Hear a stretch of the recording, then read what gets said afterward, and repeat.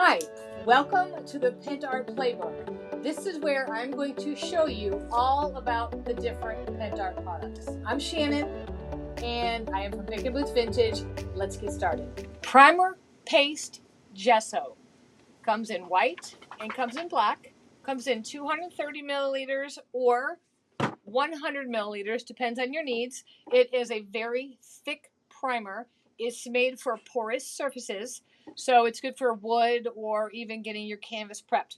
Now, I will tell you that doing the research for this Pentart playbook, I learned something new about this. I'm super excited. What you'll notice with a lot of these Pentart products is that they do multiple things. So they can do the same thing as something else, but it's not technically the same product because they still have other features for it. So we're going to have some fun with this. I'm going to show you different ways you can use it. So basically what you want to do is you do want to stir it. You make sure that it's all mixed up before we get started. You can use a paintbrush or you can use a palette knife, but you can also use a sponge. And the fun part is you can run this through a stencil. Then when it dries, you have this raised stencil.